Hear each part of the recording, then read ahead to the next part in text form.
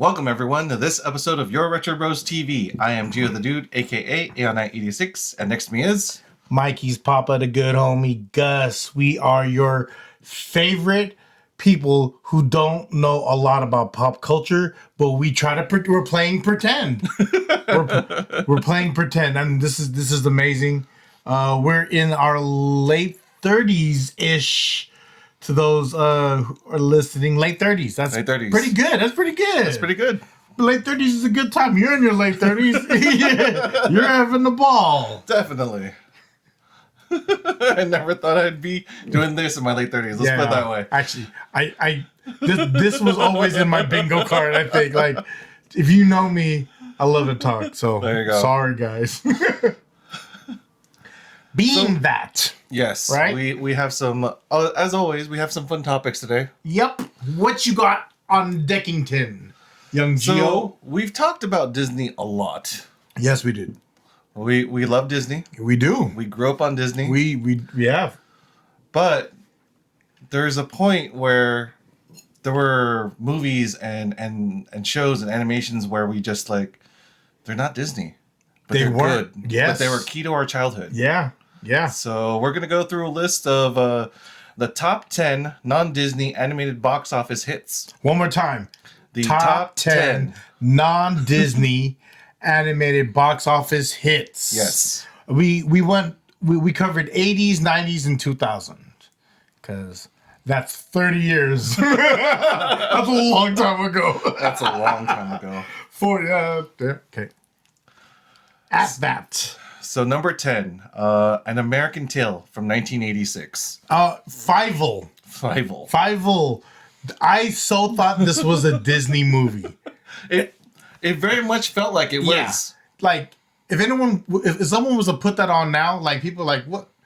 Are you on a Disney Channel? Like, no, but it had the Disney feels to it, right? Right. Like the mouse. Yes. I don't know. The storyline, the whole concept of like a very close-knit family trying to survive together, you know, in the new It's home. an immigrant movie. Yeah, right? that's why.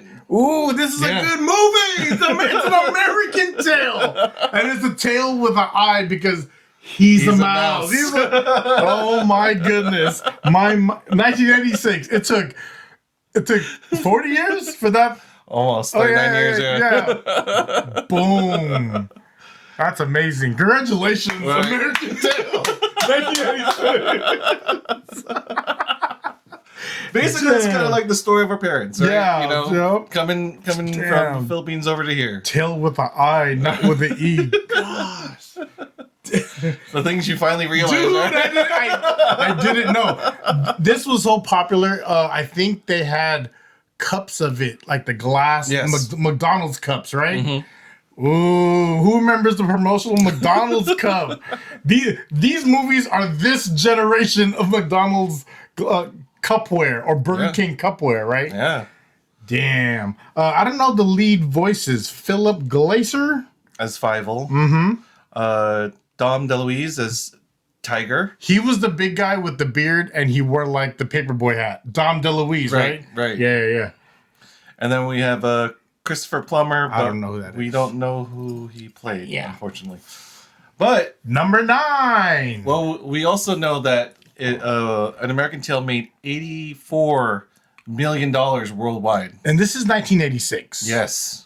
So that's crazy. Worldwide. Right.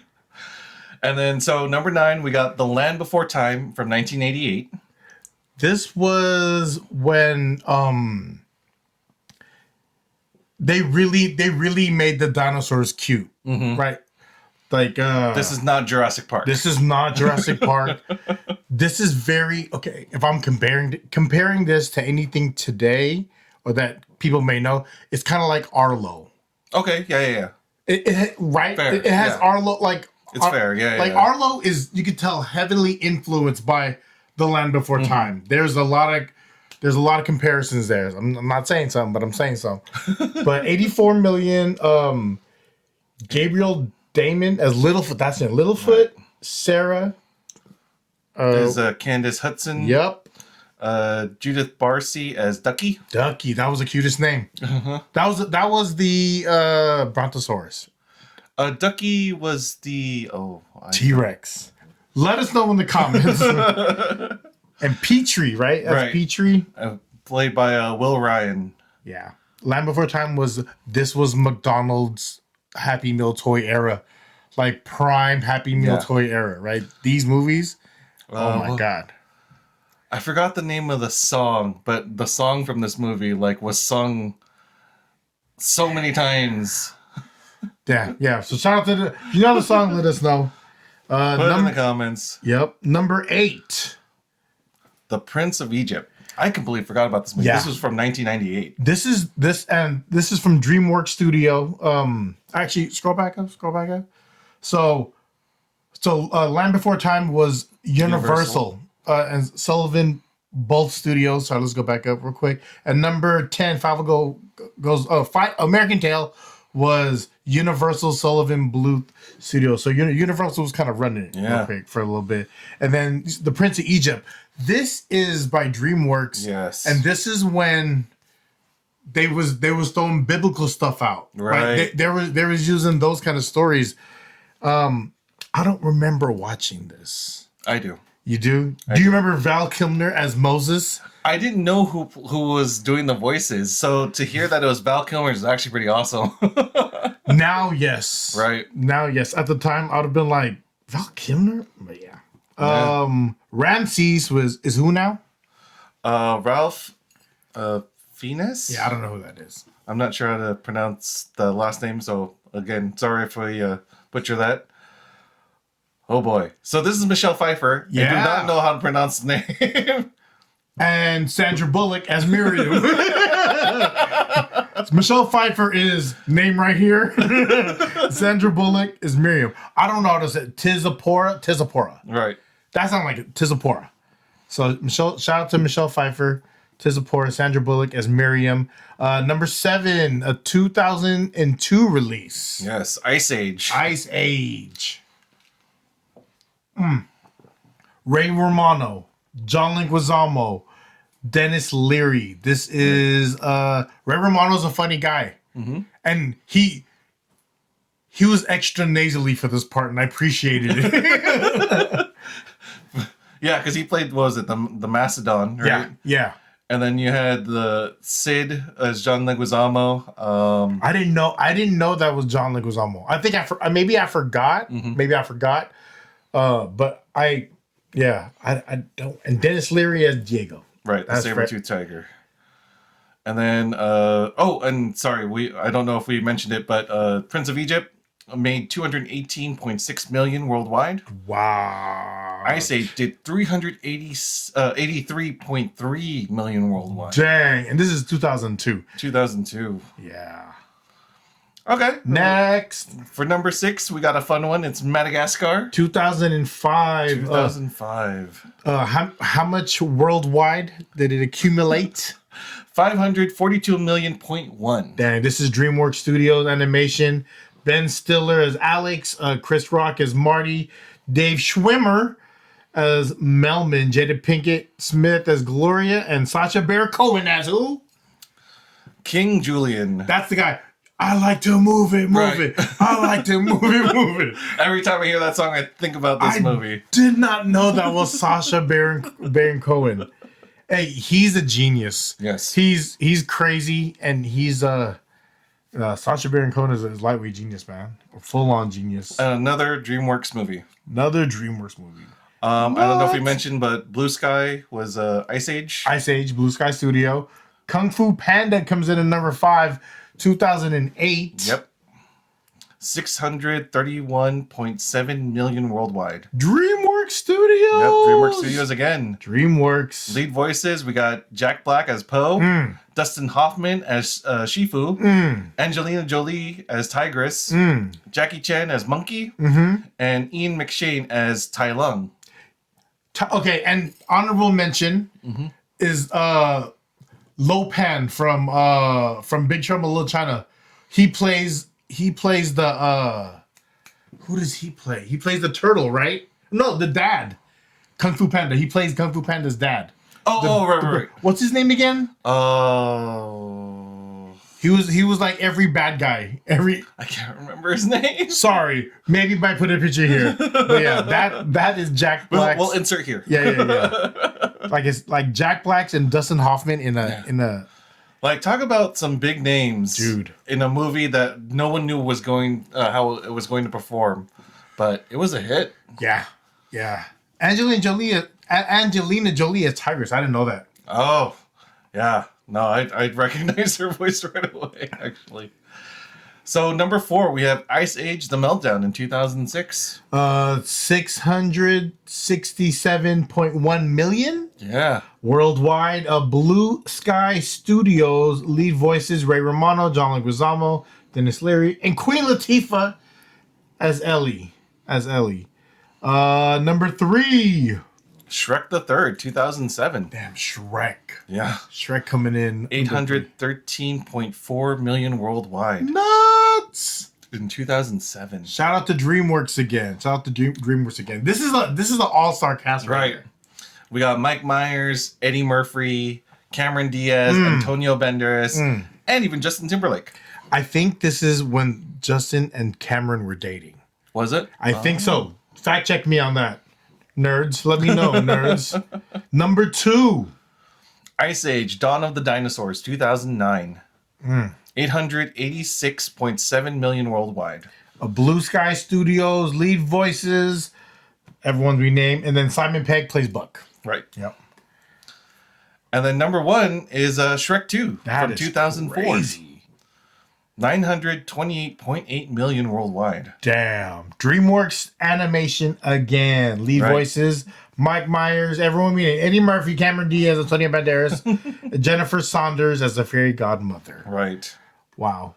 DreamWorks had a lot of names on that list. Yeah, they did. DreamWorks has a lot of names on the list. A lot of people don't understand the history of DreamWorks and like Disney. Right. Like the real backbone history. And we did a little research. Gio got some fact checks for y'all. We fact checked this. Right. But before we go into that, we're going to go into the Disney Renaissance. Yes. Okay. Please explain the Disney Renaissance. So it's basically like, well, for a lot of us, like core Disney movies that we grew up in. But it's Walt Disney Animation Studios. Basically, when you think of Disney, especially growing up in our time, right? Yeah. These were the core movies that you would have as either VHS or, well, no, it's just mainly VHS, right? Yeah, you would have to have a VHS. I don't know that one. But it would have to be VHS. Right. But you would have these tapes in your house. Yeah. And this is Renaissance. So the Renaissance era is, I believe it's mostly 90s. Right. Looking at it quickly, yes. It's all in the 90s. All right. For the first one, all the way down. Oh, right. Yep. There we go. Mulan, 1998, grossing 304.3 million. Ming Na Wan as Mulan speaking voice. Eddie Murphy as Mushu, hilarious. BD Wong, Captain Lee Shan speaking voice. Right. And then number 4, The Little Mermaid, 1989. This is Mikey's favorite ride at Disneyland. 235.8 million worldwide. Lead voices, we have Jodie Benson as Ariel, Pat Carroll as Ursula, and Samuel E. Wright as Sebastian. Didn't we have a list of songs? We do. That impacted this? So going to that... Mulan song. So the top songs for Mulan was Reflection. Shout to Lea Salonga. I'll Make a Man Out of You by Donny Osmond. Hey. And Honor to Us All. I could. Lea Salonga was just so perfect. Mm-hmm. Right? I love it. Shout out to Mulan. Mushu is my favorite Disney sidekick. There you go. Which was hilarious. Find them on a Small World ride. Okay, so that's a little. Wait a minute. Hold on. So the next that it didn't it had it in a weird order. For the top songs for The Little Mermaid, Part of Your World, sung by Jodie Benson, Under the Sea, Samuel E. Wright, and Poor Unfortunate Souls, sung by Pat Carroll. Poor Unfortunate Souls is a great song. Yeah. Very good song. Queen Latifah did the live version on stage. There you go. That was during COVID. Queen Latifah's on the Disney Channel. And so for number 3, we got Beauty and the Beast in 1991, 424.9 million worldwide.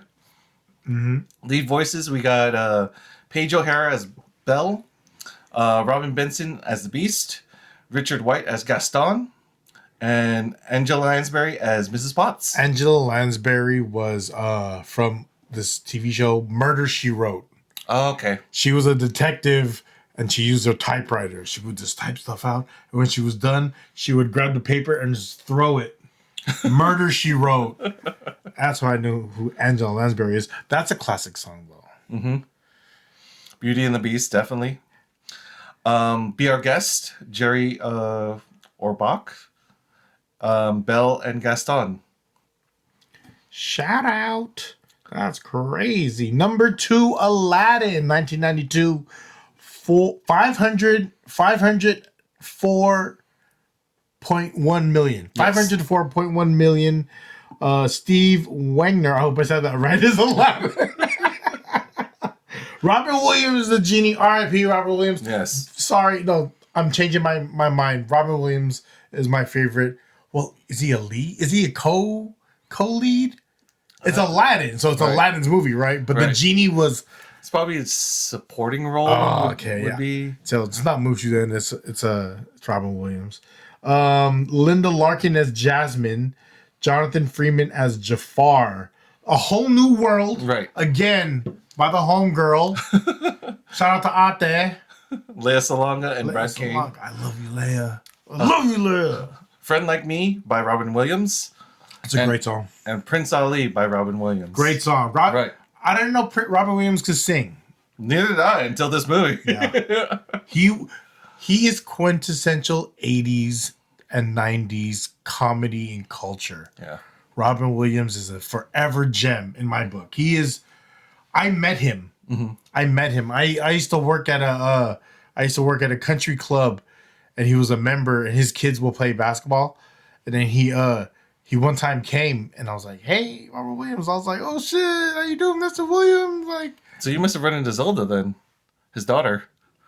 If I did, I didn't. You know, I did, but I didn't bother. Like, I don't bother kids. You know what I mean? Like, they were young. So their daughter's name Zelda. Yep. That's a cool name. After Legend of Zelda. Oh, that's a cool name. I love you, Robin Williams, man. That's definitely one of my heroes. That's one of my heroes. Fun fact: in the game World of Warcraft, Robin Williams' character Genie is forever immortalized in the game. He's one of the NPCs in the game. Oh, really? Yeah. On World of Warcraft? When they found out he passed away, they created a character in the game to be a pop culture reference to Robin Williams. I like that. Yeah. Shout out to World of Warcraft. Shout out to Disney for allowing that to happen. Right. Yeah. Free marketing. Free marketing for real. Number 1. Right. And there's no surprise. Number 1. The Lion King, 1994. 968.5 million worldwide. We got the lead voices of Matthew Broderick as the adult Simba, James Earl Jones, legendary voice as Mufasa, Legendary. Jeremy Irons as Scar, Jonathan Taylor Thomas as young Simba, and Moira Kelly as Nala. The top songs: "Circle of Life," Elton John and Carmen was it Twilly? Hopefully I pronounced that right. "Can You Feel the Love Tonight" by Elton John, "Hakuna Matata," Nathan Lane and Ernie Sabella, and "Be Prepared" by Jeremy Irons. They used different actors they use different voices for the kid. Jonathan Taylor Thomas is young Simba, right? But the singing Simba is let me see, it is Jason Weaver. Jason Weaver, if I recall correctly, Jason Weaver was doing the Jackson 5 movie, Elton John seen him, was scouting for kids to for this. Like, he was in charge of the soundtrack, right? Right. Elton John is that motherfucker, please. And then to my recollection, Jason Weaver was doing that. He scouted him, he seen him, and he went back to Disney. He's like, you got to get this kid. Story has it, Disney met with the family and was like, we're gonna have you sing these songs and we're gonna give you $2 million up front. Wow. Dollar amount, quote me on, like, dollar amount, like, fact check me, but the story checks out. And then the mom was like, no, if you're gonna give me that much now, you already know this is gonna be a big hit. Right. So she got a contract to where he gets paid out. Yeah, he gets the royalties. The royalties, yeah. He got a good royalty check. He really doesn't have to work. He's in Drumline. Jason Weaver. So shout out to Jason Weaver, man. Super cool story. I hope I said his name right. Yeah, Jason Weaver. So that is the singer of Hakuna Matata. Nice. Right. What else does young Simba sing? I just can't wait to be king. Right. I just can't wait to be king. Yeah. That's not even on here, but I could hear that in my head. Well, we did say top song, so.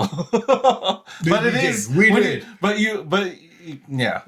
That's from an era. Okay, I'm gonna let you guys know. 1994 was from an era of when movies had to have strong soundtracks. Yes. There needed to be that full present because they needed to catch you on the airwaves, on the radio, and they needed to catch you on TV. Right. So this was drilled into us. You know that whole movie, right? Right. You could sing that whole movie like probably. Yeah.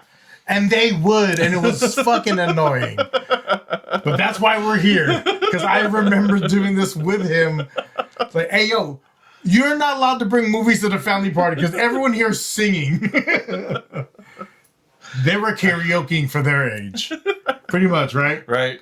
Well, hey, it kept us busy though, right? Crazy. Lion King, 1994. 968.5 million worldwide. Right. So this is the Disney Renaissance. Just run through the movies one more time for the Renaissance. Okay. So Little Mermaid, Mulan, Beauty and the Beast, Aladdin, and The Lion King. Crazy. That's a solid lineup of the Renaissance, honestly, for Disney. And we talk about the Renaissance because there was key figures in line Disney wise that were at the power seats of this happening to where Disney Renaissance, right? So during the Disney Renaissance, there in 1984 there was new leadership trio that stepped in at Disney.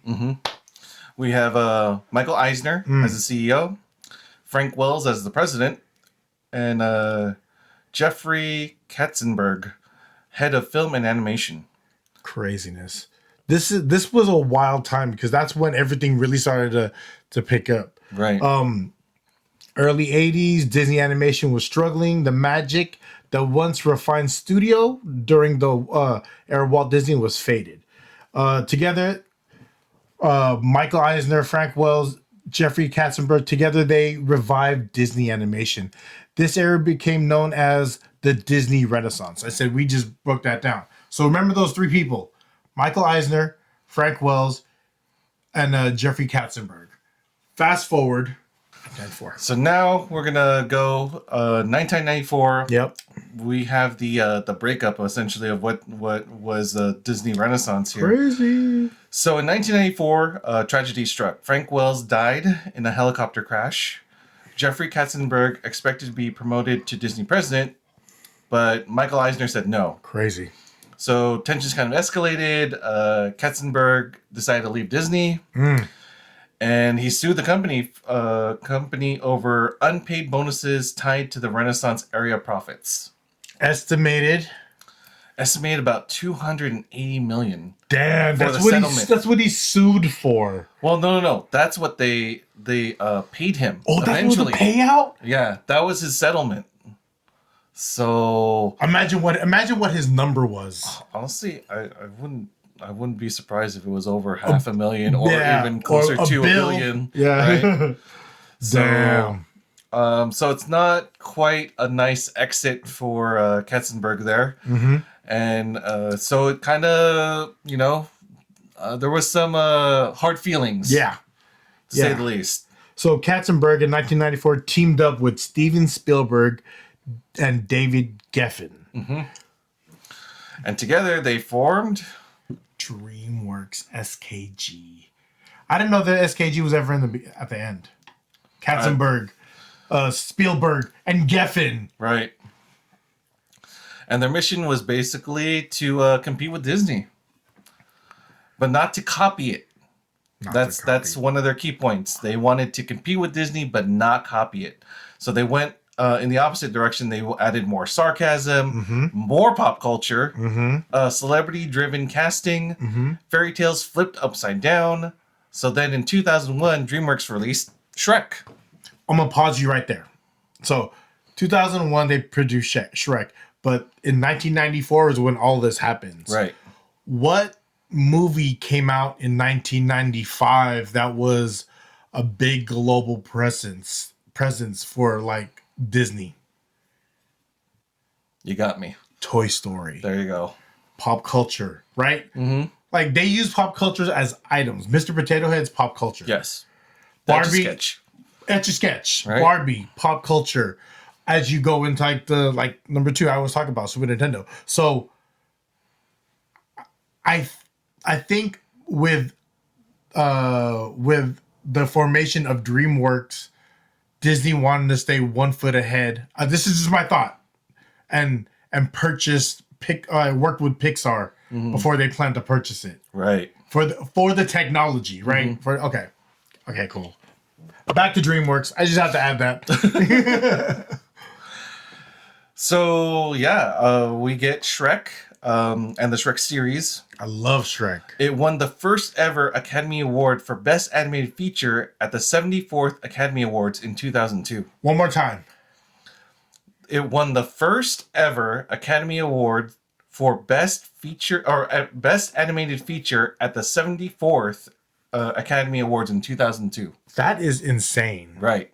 1 year after they released Shrek.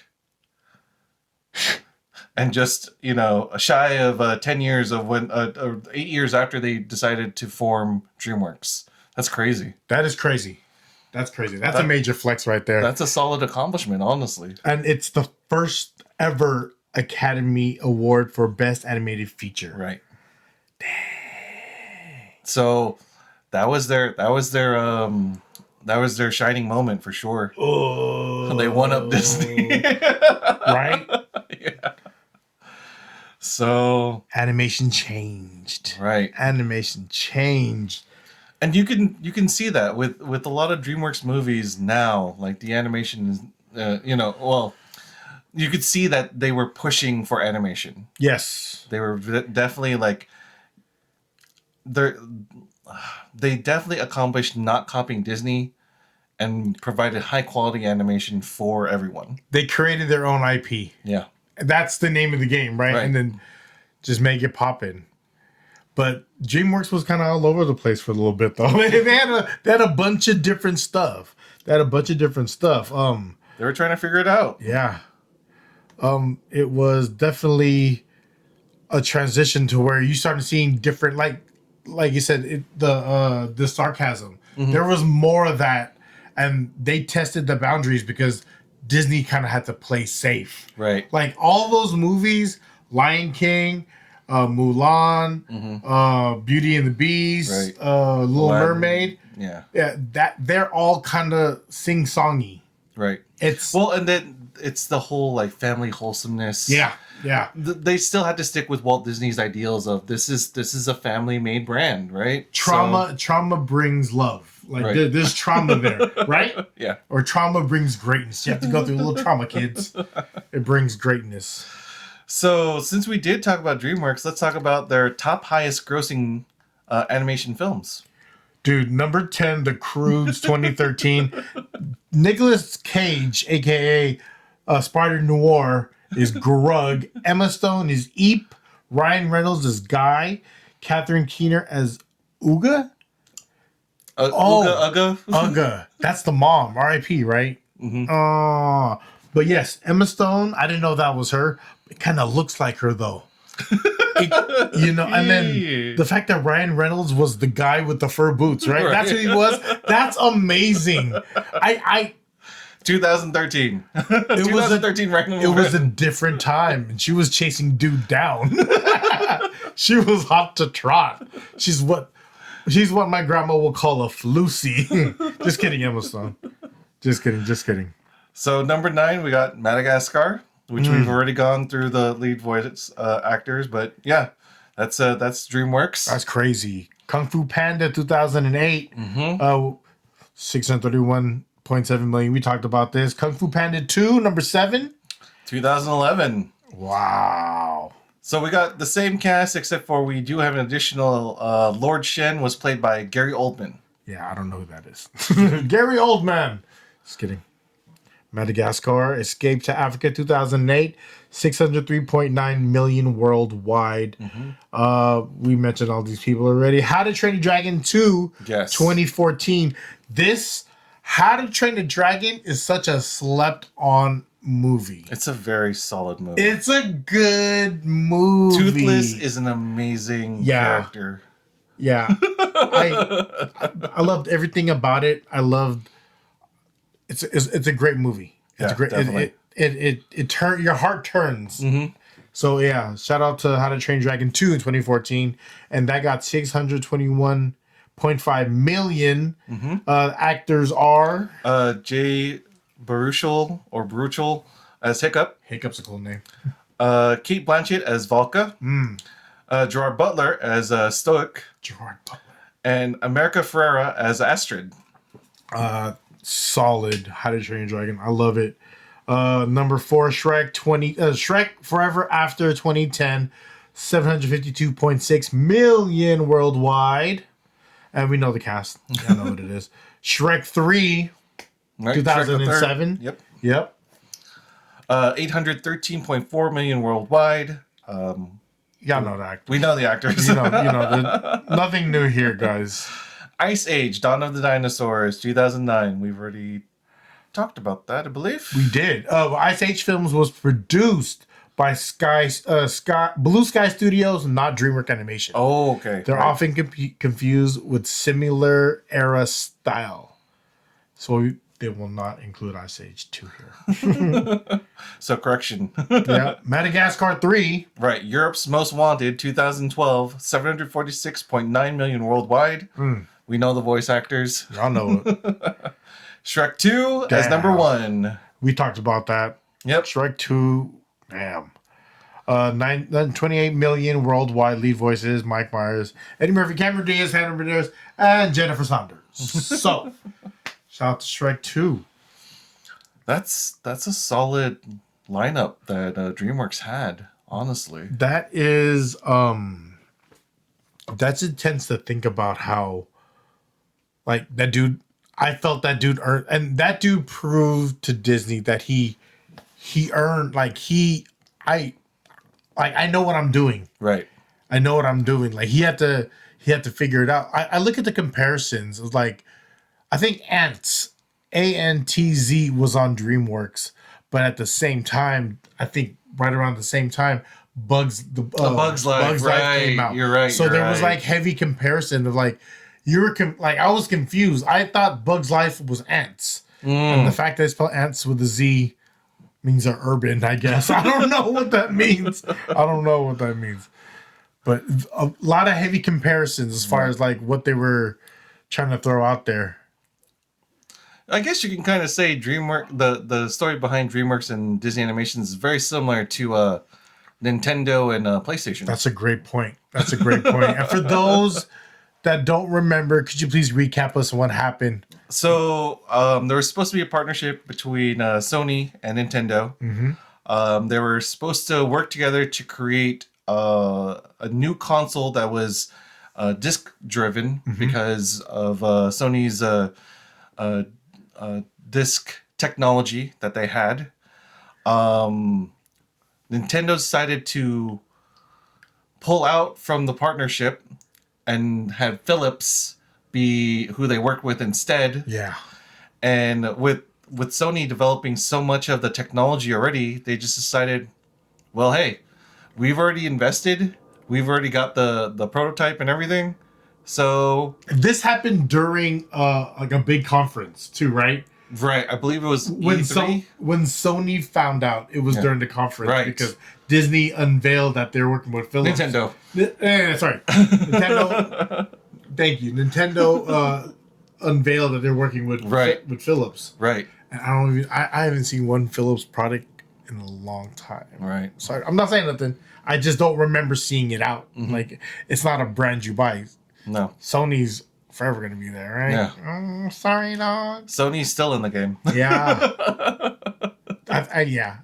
And so, this is the birth of PlayStation. Crazy. Right? That's crazy, dude. Because it was supposed to be the Nintendo PlayStation, but dropped Nintendo. It's now Sony.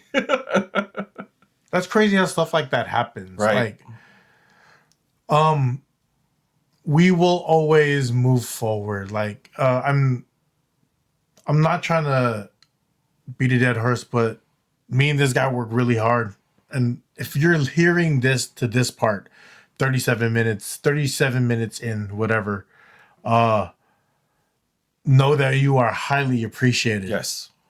No, because you're rocking with us, man. Like, we're building something here as family, and we're putting our time and our love into this because I love this. Yes. I absolutely love this. Like, this is one of the greatest highlights of the days when I get to sit down next to this dude and just talk about stuff we love. And the fact that we're sharing with y'all is amazing. And, you know, we're growing here. We're figuring stuff out. Let us know what y'all think. Yes. What do you want us to talk about? Like, what is, like, we're thinking about talking about folklores from our homeland, our parents' homeland, like going back to American Tales and Philo, right? And we want to bring up, like, we want stories, we want ghost stories, anything from like our family, your family. If you wanna give us a voice memo and we could play it, like, we want to hear it. We want to tap into that a little more. Right. So if you do have any stories that you want to share, please hit our email, YourRetroBros TV @gmail.com. DM us, G or me, DM us directly. We'll figure it out. We would love to hear your stories. We would love to share stories. We would love to know what y'all want us to talk about. And we're just so thankful for your time. Very much so. Right? Oh, correction. YourRetroBros @gmail.com. YourRetroBros. We'll put it here. Right. Eventually. It'll be here. It'll be here. Eventually. But we want to hear about y'all. We want to know. Right. We want to know your some spooky stuff. We want to know things that you've heard, you've seen, because we've hear and see things, but being American born, we don't get to see it firsthand. Like, and we don't we don't go to the Philippines a lot. No. Like, that's my parents' home. Like, but I'm connected to it. I'll forever love it. But I've only been to the Philippines maybe 3 or 4 times. When was the last time you went? Well, my grandmother passed. Yeah, and it was like early 2000s. Okay. Yeah, so it's a long trip, but yeah. Shout out to everyone that's listening. Love. Just to be on some deep shit. Life is tough, right? Life is tough, and life sometimes won't be fair. Just know that it's a process, and everyone's working through it, and everyone's trying to figure out their lane, their zone, and give yourself the grace to know that, you know, it's very temporary. Like, pain is temporary. Like, we've all been through hard spots, and keep it to where you know that this too shall pass, right? And if you need someone to talk to, hit us up, man. We'd love to hear your stories. We would love to hear anything you got. And like I said, this is the guy. Gio's the guy. Love this dude, man. We'll make it all happen. Absolutely, absolutely. So yeah, so we want to dip into our culture. We want to learn about our culture through all shared experiences, and we're like late 30s, like I said, as far as recording. Like we stopped counting around the 19 because I was like, let's not label them. Let's just go. And we're fully fledged into like a year, right? Yes. Of doing it. Very much so. So thank you again for rocking with us for this entire year. Yep. And for those of you who are new, welcome. Thank you. We plan to do Twitch stuff. He got me a game for Christmas. What's it called again? It's Marvel's Cosmic Invasion. Yeah. We're going to be on there. He's going to figure it out. He said he's going to build me a supercomputer here. So we'll see when the supercomputer comes, but I'm excited for it. He's going to teach me how to game, but I really need like a walker. But yeah. Can't wait to learn. Thank you, everyone, for joining us on this episode of Your Retro Bros TV. I am Gio the Dude, a.k.a. Aeon86, and next to me is... Mikey's Papa. Love, love, love. Follow our socials. See you guys. Bye.